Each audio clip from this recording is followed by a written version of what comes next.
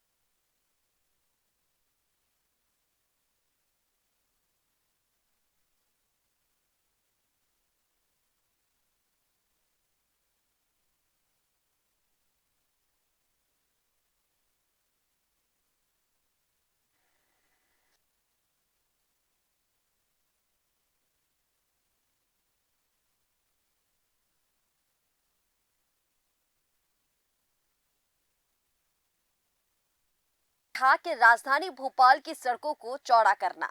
इसके बाद उन्हें बुलडोजर मंत्री कहा जाने लगा था। तो यह शुरुआत तब से हुई। साल 2017 में योगी आदित्यनाथ यूपी के सीएम बने। उन्होंने बुलडोजर को कानून व्यवस्था से जोड़ दिया।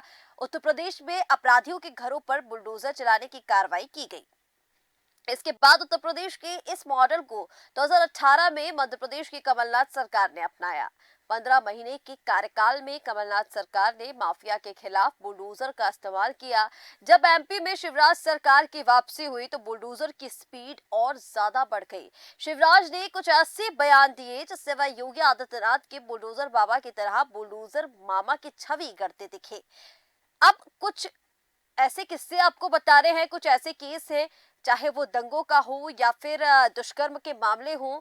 इन मामलों में मध्य प्रदेश पर कैसे ये बुलडोजर जो है वो रफ्तार से एक्शन में आया। पहला मामला आपको बता रहे खरगोन का, जहां पर खरगोन दंगों के बाद मस्जिद की दुकानें ढहाई गई थी।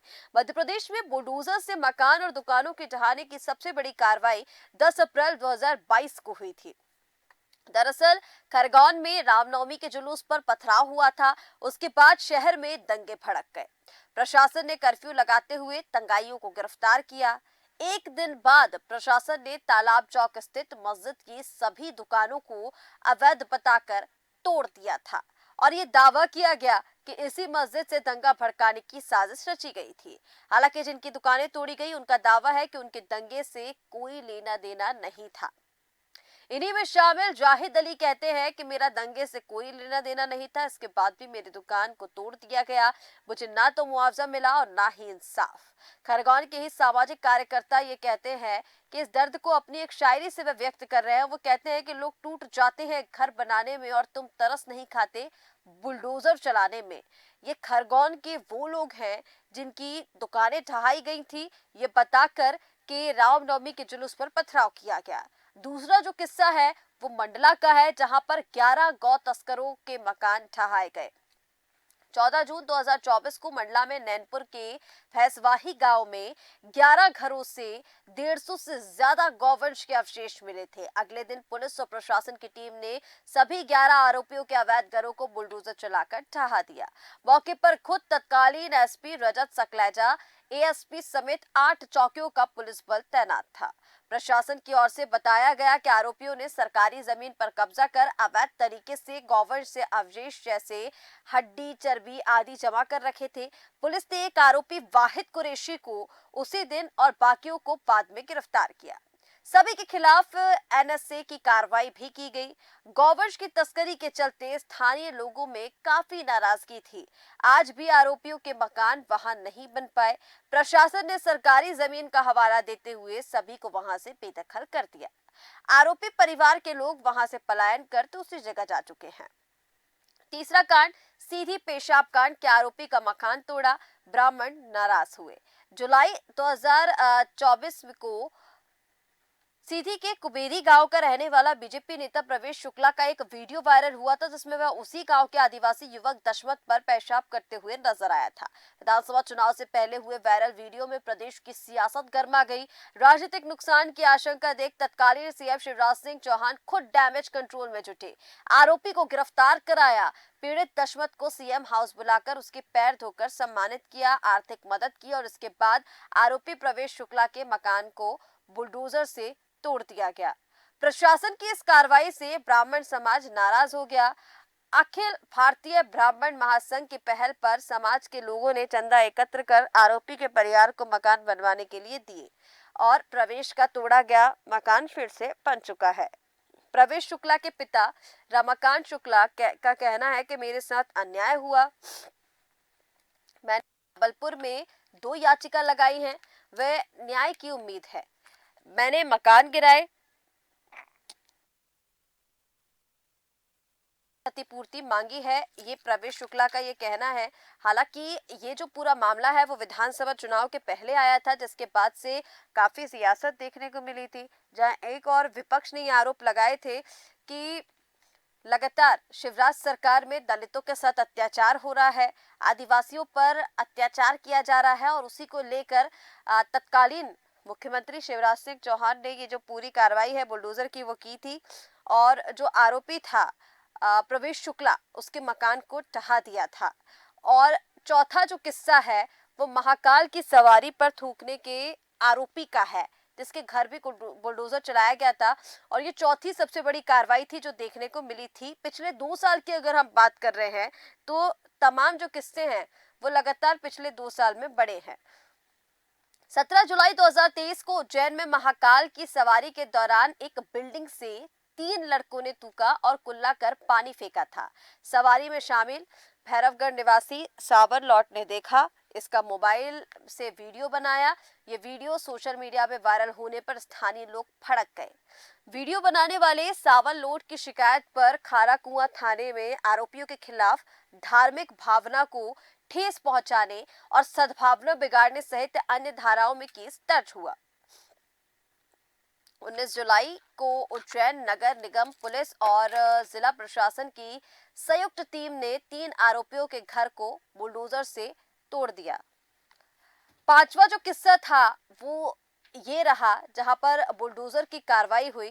भाजपा कार्यकर्ता पर हमला करने वालों के घर बुलडोजर चला था, यानी भाजपा कार्यकर्ताओं पर हमला हुआ और जिसके बाद उनके घर पर बुलडोजर चलाकर उनके घरों को ढहा दिया गया। मध्य प्रदेश में डॉक्टर मोहन यादव सरकार के गठन के बाद बुलडोजर का ये पहला मामला था जब उन्होंने इस तरह की कार्रवाई की। 5 दिसंबर 2023 को भोपाल की जनता कॉलोनी में रहने वाले भाजपा कार्यकर्ता देवेंद्र सिंह पर जानलेवा हमला करते हुए इसी कॉलोनी के फारूक रईन, असलम, समीर, शाहरुख और बिलाल ने हाथ का पंजा काट दिया था। घटना के बाद सभी गिरफ्तार हुए। 14 दिसंबर को पुलिस प्रशासन और नगर निगम के अमले ने सभी आरोपियों के घरों को बुलडोजर से तोड़ दिया। मुख्य आरोपी फारूक रईन पर एनएसए की कार्रवाई की गई। ये वो 5 किस्से हैं। पहले 4 जो शिवराज सरकार में हुए, जिसमें सबसे ज्यादा जो चर्चाओं में रहा वो सीधी पेशाब कांड था, क्योंकि विधानसभा चुनाव के पहले था तो सियासत उससे गर्मा गई थी और कहीं ना कहीं सरकार को इससे डैमेज कंट्रोल करना था और डैमेज कंट्रोल करने के लिए खुद तत्कालीन मुख्यमंत्री शिवराज सिंह चौहान इस मैदान में उतरे थे। उन्होंने सीएम हाउस बुलाकर उस आदिवासी व्यक्ति के पैर धोए। कहीं ना कहीं ब्राह्मण समाज नाराज था, क्योंकि जिस बीजेपी कार्यकर्ता की ये करतूत थी वो भी ब्राह्मण ही था, लेकिन डैमेज कंट्रोल खुद सरकार ने किया। अब 9 महीने बाद भी 2 आरोपी जेल में, एक का मकान अब भी टूटे हुए हालात में है। जनता कॉलोनी में 9 महीने बाद जब इस आरोपी के बीच पहुंचे हैं, परिवार के बीच पहुंचे हैं लोग, तो ये बताया जा रहा है कि अभी तक 2 लोग जो है वो जेल में हैं और जो मकान है वो टूटने की कगार पर है। जमानत पर बाहर आए बिलाल का ये कहना है कि मैं केवल बीच बचाव करने गया था, पुलिस मुझे सोते हुए घर से उठाकर ले गई। बिलाल एक निजी अस्पताल के ब्लड बैंक में काम करता था। तो ये तमाम किस्से जो बताते हैं कि किस तरह से मध्य प्रदेश में बुलडोजर एक्शन बढ़ा है। बुलडोजर एक्शन के सामाजिक, आर्थिक, कानूनी और राजनीतिक पहलू क्या हैं, जरा इनको भी देखिए। सामाजिक पहलू की अगर बात करें तो सरकार का ये एक्शन कानून से ज्यादा जनभावनाओं पर आधारित है। इसके जरिए सिस्टम अपनी ताकत दिखाकर मैसेज भी दे देता है कि संबंधित व्यक्ति को लगे कि सामाजिक प्रतिष्ठा पर भी सीधे चोट पहुंचाई गई है। आर्थिक पहलू क्या है? छतरपुर में हाजी शहजाद अली की 20 करोड़ की हवेली हो या फिर कोई और कार्रवाई, मकान तोड़ने के पीछे प्रशासन की मंशा होती है कि ऐसे लोगों की आर्थिक स्थिति को कमजोर किया जाए। मगर इसकी चपेट में कभी कभी ऐसे लोग भी आ जाते हैं जिनका ऐसे मामलों से लेना देना नहीं है, जिस पर सरकार को ध्यान देना होगा। राजनीतिक पहलू, बुलडोजर एक्शन को राजनीति अपने अपने चश्मे से देखती है। बीजेपी समर्थित नेता इसे कानून के राज के लिए जरूरी बताते हैं, जबकि दूसरा धड़ा इस एक्शन को संविधान के खिलाफ बताने में जुटा हुआ है। उनका तर्क है कि सरकार ऐसा एक्शन न्याय व्यवस्था के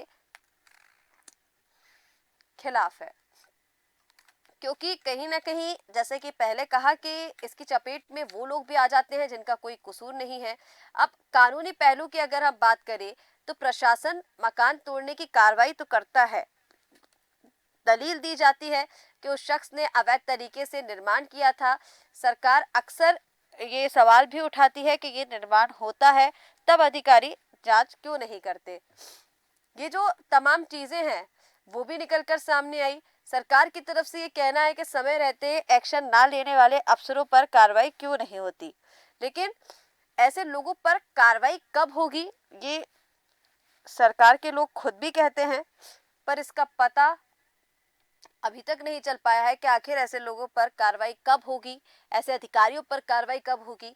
हालांकि बात करें प्रदेश अध्यक्ष वीडी शर्मा की तो उनका ये कहना है कि जब तक ऐसे मामले आते रहेंगे तब तक ऐसी कार्रवाइयां जो है वो जारी रहेंगी। ऐसी कार्रवाई करने में सरकार पीछे नहीं हटेगी।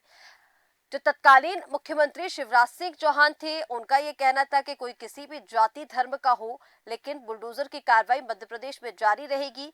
ये कानून के खिलाफ नहीं है, कानून के साथ है, क्योंकि जो लोग दुष्कर्म और दंगे जैसे हालात बनाते हैं, इन चीजों में जुट जाते हैं, ऐसी कार्रवाई होना जरूरी है। मोहन सरकार की अगर बात की जाए तो मोहन सरकार अब इसको रफ्तार दे रही है। जैसे कि शुरुआत में कहा था कि कमलनाथ सरकार जिसने इसकी शुरुआत की, शिवराज सरकार जिसने इसे गति दी थी और मोहन सरकार जिसने इसे रफ्तार दी। तो ये तमाम चीजें हैं जो बुलडोजर एक्शन को लगातार बढ़ावा तो दे रही हैं। 2 धड़े, जैसे कि आपको बताया कि 2 धड़े हैं। एक पहलू ये कहता है कि ये कहीं ना कहीं कानून के खिलाफ है, लेकिन दूसरी तरफ ये कहा जाता है कि कानून सम्मत है, कानून के साथ है। जो लोग गड़बड़ी कर रहे हैं उनके साथ ऐसा होना चाहिए, लेकिन फिलहाल उत्तर प्रदेश जिस राह पर है उसी राह पर मध्य प्रदेश भी चल रहा है। तमाम चीजें ऐसी देखने को मिल रही हैं बुलडोजर एक्शन जारी है, लेकिन सरकार को कानून को ये भी देखना होगा जिसमें इसकी गलती नहीं है। अगर उनके साथ ऐसा किया जा रहा है तो फिर उनके लिए कोई दूसरा विकल्प भी हो। जैसे कि अभी पहले हमने आपको बताया था कि एक व्यक्ति का ये कहना है कि वो सिर्फ बीच बचाव में गया था, उसके मकान को ढहा दिया गया, कोई इंसाफ नहीं मिला, कोई मुआवजा नहीं मिला। तो कहीं ना कहीं इस पहलू को भी कानून को देखना होगा। फिलहाल हमारे इस खास कार्यक्रम में इतना ही। आप बने रहिए देश न्यूज के साथ। नमस्कार।